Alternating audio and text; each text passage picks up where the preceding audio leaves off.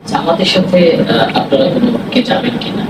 এখানে জামাত, BNP, others অন্য কোনো রাজনৈতিক দল এটা এখন আমাদের বিবেচনা না।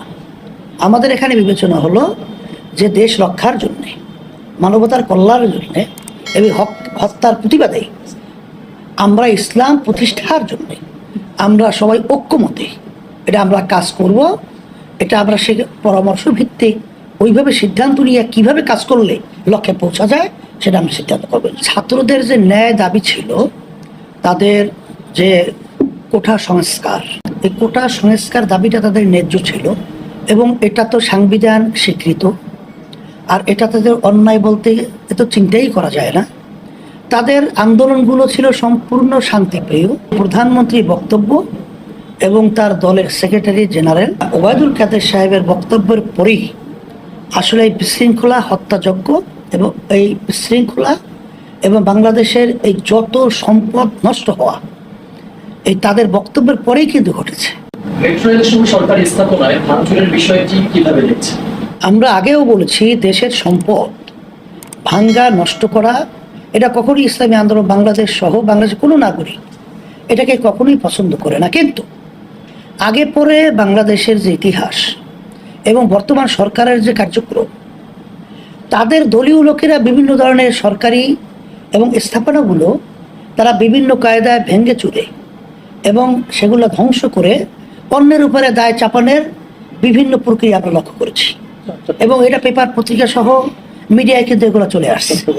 এর ভিতরে কিন্তু আপনার ওই এক ব্যবসায়ী যে 4 লক্ষ টাকার বিনিময় চট্টগ্রামে যে বাস পোড়ানো, বিভিন্ন কায়দায় যে তারা টাকা দিচ্ছে এবং তাদের দলীয় লোকেরা এটা স্বেচ্ছাসেবক শ্রমিক লীগের নেতা, তাহলে এর মাধ্যমে আমরা কি বুঝি?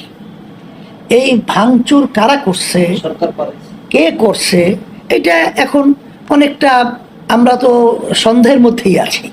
কারণ যারা দেশপ্রেমিক তারা তো দেশের মাল সম্পদ নষ্ট করতে পারে না, কিন্তু এটা তারা একটা সুযোগ তৈরি করার জন্য আন্তর্জাতিকভাবে এবং মানুষের তাদের মুভমেন্টকে ঘুরিয়ে দেওয়ার জন্যে এই ধরনের আচরণগুলো আগে পরে তাদের আমরা লক্ষ্য করেছি। এরও একটা অংশ কিন্তু আমরা এবারও আমরা দেখছি। তারপরেও যারা নাকি এর সাথে এই ভাঙচুরের সাথে জড়িত আছে বা নাই, এটা চিহ্নিত করে তাদের সুবিধা অসুবিধা ভালো বন্ধু, এটা তো আমরা কখনোই এর বিরোধিতা না যে তাদের শাস্তি হওয়া দরকার।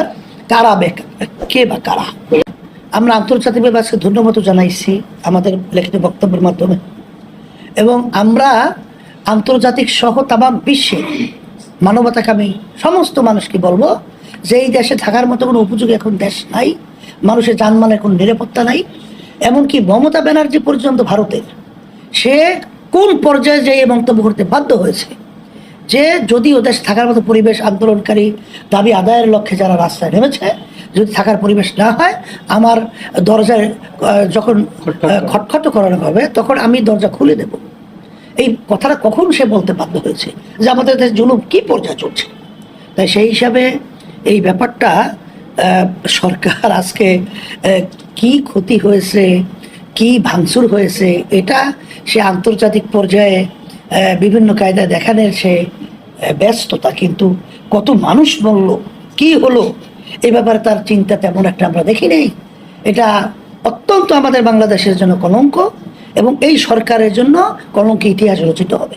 সবাই একত্রিত হয়ে আমরা আহ্বান করছি এই অন্যায়ের প্রতিবাদে, হত্যাযজ্ঞদের প্রতিবাদে আমরা সবাই একত্রিত হয়ে রাজনৈতিক দল এবং সুশীল সমাজ, সর্বশ্রেণীর পেশার মতের সবাই আমি একত্রিত হয়ে এই অন্যায়ের প্রতিবাদে আমাদের দেশকে রক্ষার জন্য, ইসলামকে রক্ষার জন্য, মানবতা রক্ষার জন্য আমরা কাজ করার আহ্বান আমরা সকলকে করছি।